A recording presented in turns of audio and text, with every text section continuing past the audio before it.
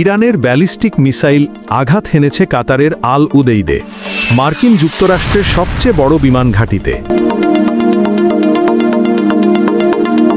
সূত্রমতে এই আক্রমণে সামান্য ক্ষয়ক্ষতি হলেও বার্তা ছিল স্পষ্ট, মধ্যপ্রাচ্যে ইরানের সামরিক ক্ষমতা এখন আগের চেয়ে আরও বেশি বিপজ্জনক।